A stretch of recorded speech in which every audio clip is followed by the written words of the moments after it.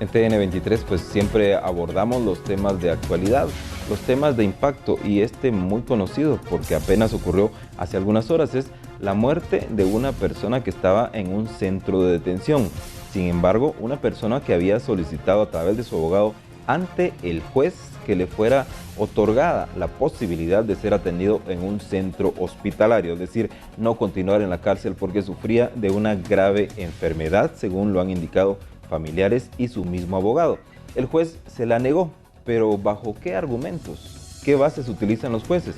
¿Se van hacia los peritos del INASIF, por ejemplo, para dar este tipo de respuestas? Pues hoy vamos a conocer al respecto porque nos acompaña en este programa el licenciado Roberto Garza, quien es vocero del Instituto Nacional de Ciencias Forenses de Guatemala, el INASIF. Bienvenido, licenciado. Muchas gracias por la invitación. A usted muchas gracias por estar con nosotros.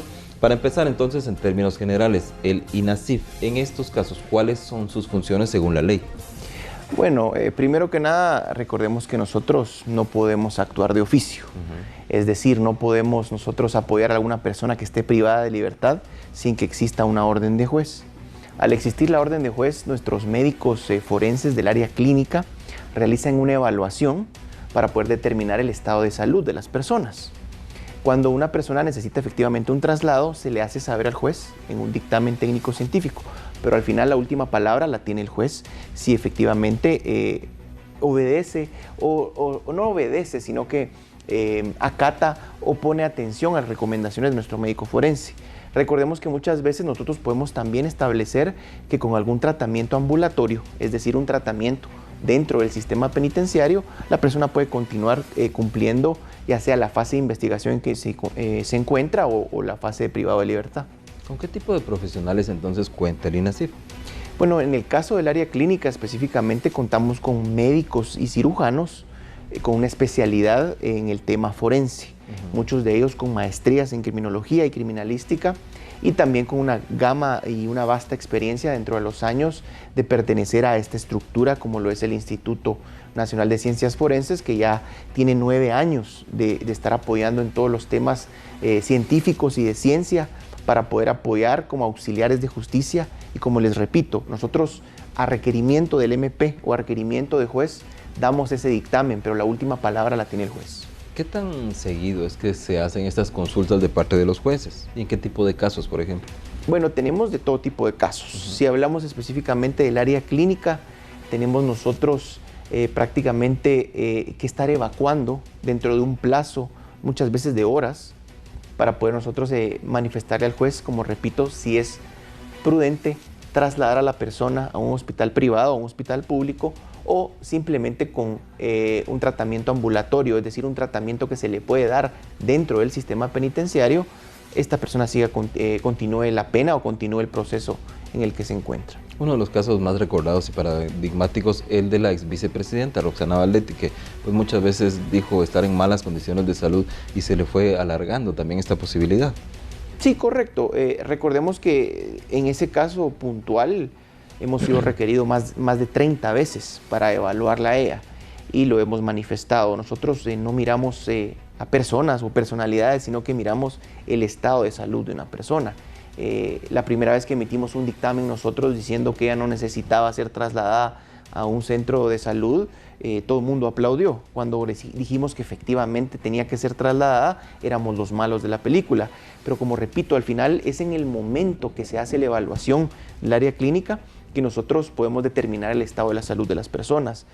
Nuestros peritos no van a poner en riesgo la salud de nadie, porque recordemos que en este caso, si nosotros hubiéramos puesto en riesgo la salud de esta persona, pueden deducir responsabilidades civiles y penales.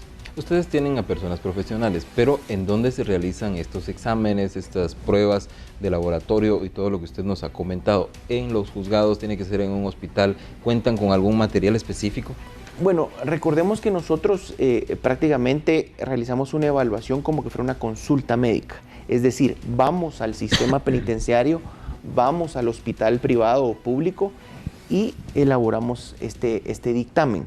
Nosotros obviamente, si existe un expediente clínico, nos apoyamos del mismo para ver el historial y hacer una revisión del expediente clínico. Si hay algunos resultados del laboratorio que se le hayan realizado a la persona sindicada en cualquiera de los hospitales mencionados, también nos sirven como en la parte de la historia. Pero lo más importante es que el momento que llega el médico forense es prácticamente decirle al juez el estado de salud de ese día de la persona. ¿Hay un tiempo estipulado de respuesta que tienen ustedes y según la ley, y de no ser así, cuánto aproximadamente tardan en llegar y dar esta respuesta? Bueno, tenemos a veces plazos de 48 horas por parte de los jueces.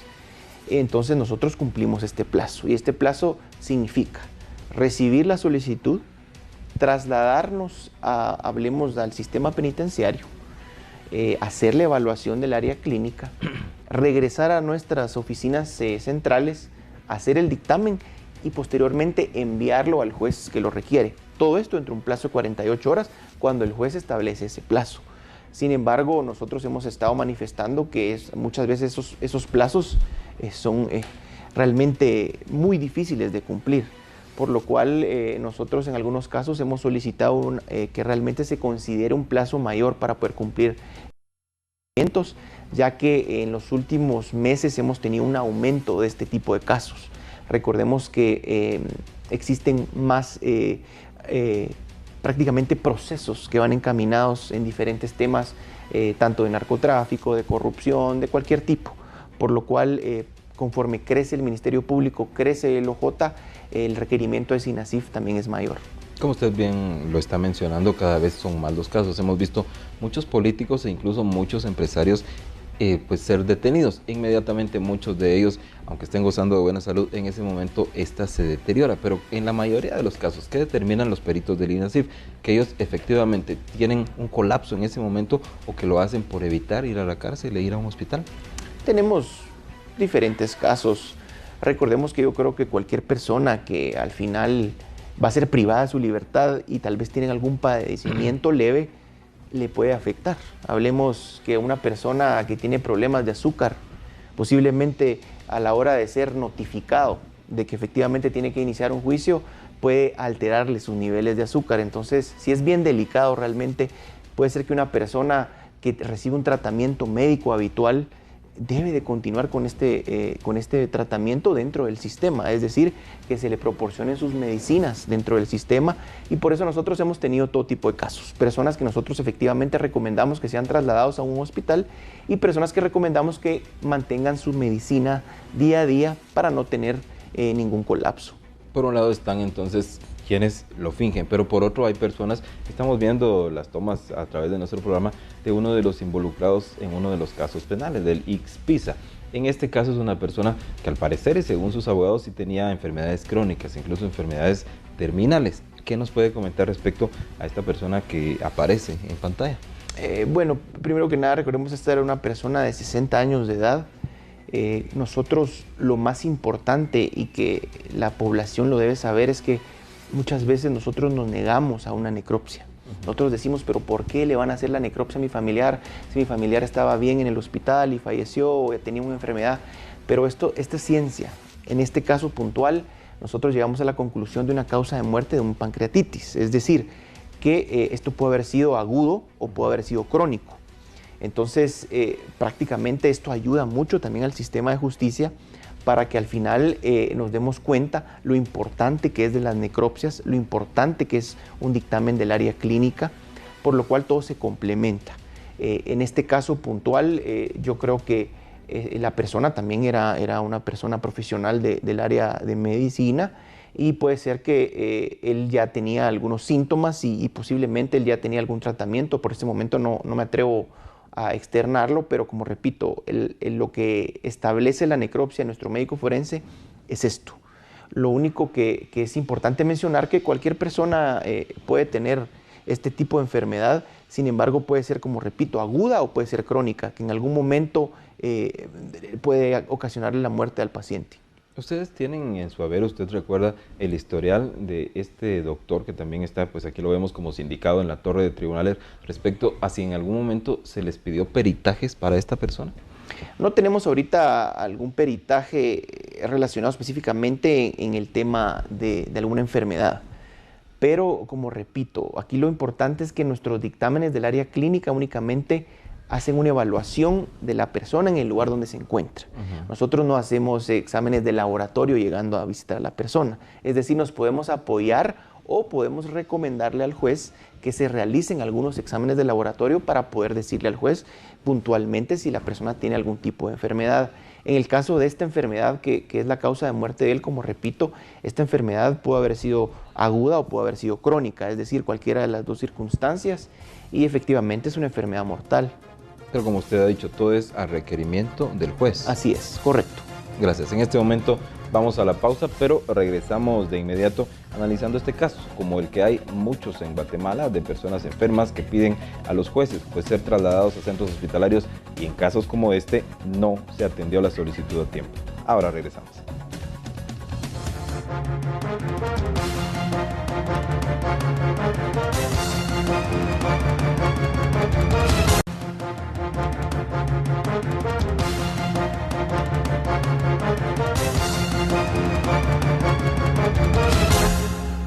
Continuamos en TN23 y en el rostro de la noticia en este análisis diario de temas de impacto nacional. En este caso ocurrido hace pocas horas, recientemente, el fallecimiento del doctor Edwin Raúl Castañeda, un médico que estaba sindicado en una investigación, en un caso. Él falleció pues, prácticamente porque no recibió atención médica en su momento, según los familiares y según su propio abogado. Tenemos en este programa la opinión del Instituto Nacional de Ciencias Forenses, que es la entidad que muchas veces es llamada por los jueces para efectuar los peritajes, para determinar el estado de salud de las personas. Incluso Roberto Garza, nuestro invitado, quien es vocero del INACIF, nos ha comentado mucho al respecto, pero también incluso deben ser ustedes llamados a veces adentro de las cárceles o de los centros de cumplimiento de condena. Sí, correcto. Es más, yo creo que es importante mencionar que el día que fue el incidente de Byron Lima, teníamos nosotros a 2 personas realizando evaluaciones y estábamos sumamente preocupados de que les fuera a pasar algo, ¿verdad? Porque, como repito, nosotros vamos al lugar en el tema del área clínica a realizar la evaluación, vamos al hospital privado, vamos al hospital público y emitimos un dictamen técnico científico. ¿Se alcanza el personal?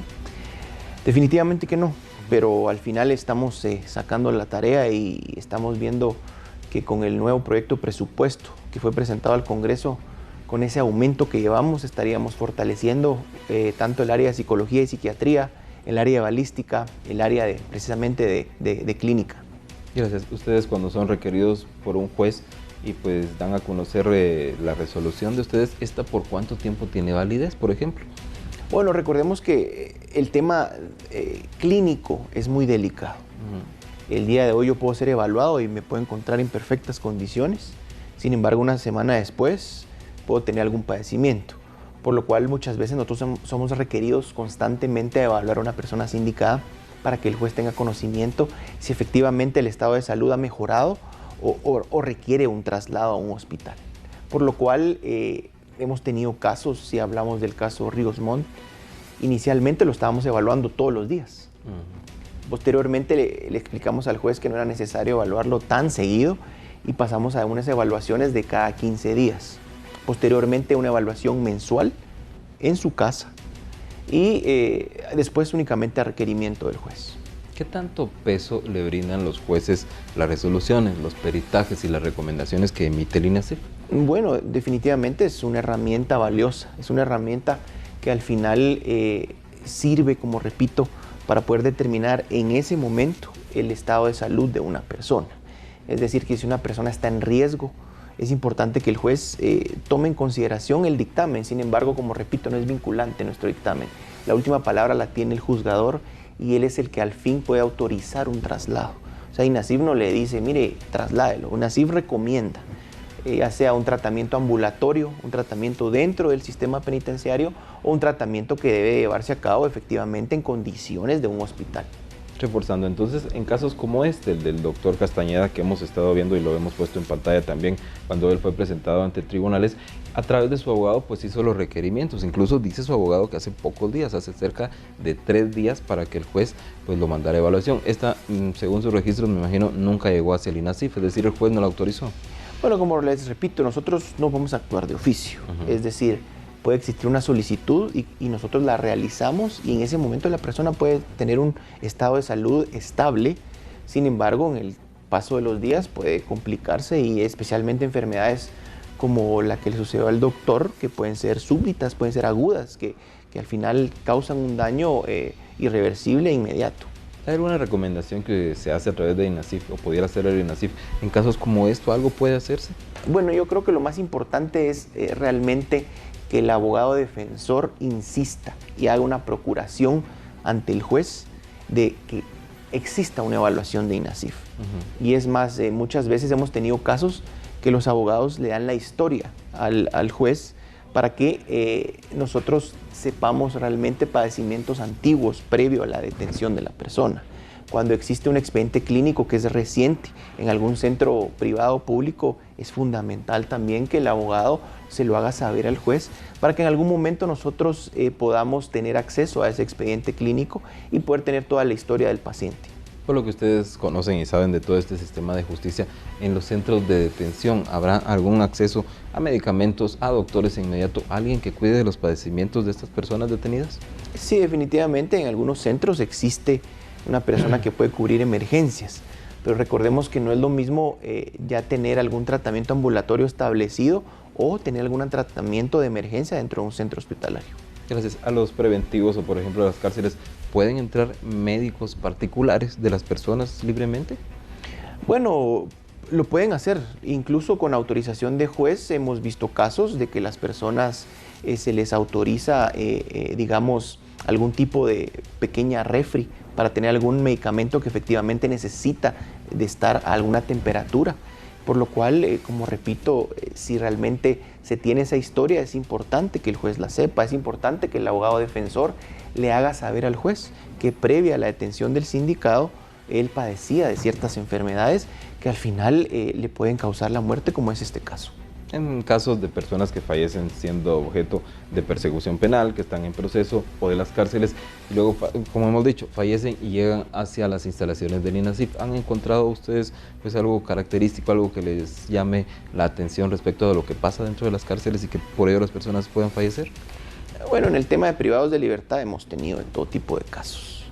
Es decir, tenemos asfixias por estrangulamiento que prácticamente se llevan a cabo dentro del sistema. Hemos tenido personas por arma blanca, por arma de fuego. Sin embargo, como repito, esto es lo importante de la necropsia, lo estamos viendo ahorita. No solo miremos la necropsia como una herramienta que sirve para poder investigar a una persona que muere por arma de fuego, sino que miremoslo como una herramienta de que puede ser que dentro de un hospital público o privado se haya dado una negligencia médica.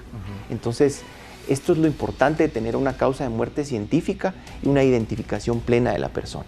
En el caso que estamos viendo en este momento, como usted dice, finalmente determinan una pancreatitis. Sin embargo, pues en el juicio, esta persona y su abogado dijeron que él estaba padeciendo una especie de cáncer, una enfermedad terminal.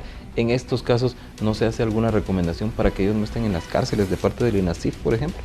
Se podría hacer la recomendación, como repito, pero aquí lo más importante es que nosotros tengamos acceso al expediente clínico, tengamos acceso a resultados del laboratorio, porque nosotros no contamos con un laboratorio, digámoslo, clínico así, para poder nosotros estar haciendo ese tipo de análisis. Nosotros los análisis que hacemos son meramente forenses, es decir, toxicología, es decir, genética y otro tipo de especialidades con las que contamos. Sin embargo, el área clínica únicamente se apoya en lo que se realiza en el momento de evaluar a la persona. ¿Podría ser en algún momento alguna recomendación para que los jueces les enviaran estos historiales a ustedes en casos como estos? Sí, definitivamente que sí. Como repito, lo que nosotros hemos manifestado al organismo judicial es que el plazo de respuesta no sea de horas. Es decir, que el médico forense tenga la capacidad precisamente de apoyarse en algún tipo de historial y que tenga la capacidad de poder pedir algún tipo de información para que las conclusiones al final sean certeras, las conclusiones sean lo que el juez espera. El juez, ese dictamen técnico científico, él le puede ayudar mucho a tomar una decisión de un traslado o únicamente tomar la decisión de un traslado temporal. Es decir, hemos visto traslados únicamente para que la persona se realice ciertos exámenes y regrese al sistema. O sea, ahí no hay ningún problema. Media vez exista una coordinación entre todas las partes involucradas. En un caso, pues que no se ha determinado que sea este, pero por ejemplo, que sea alguno otro similar, que una persona esté detenida preventivamente, que ni siquiera haya sido condenada, que padezca, por ejemplo, la enfermedad del cáncer, ¿podría sugerir el INASIF que esta persona regrese a su casa? Claro que sí, como repito, esto no es ningún problema.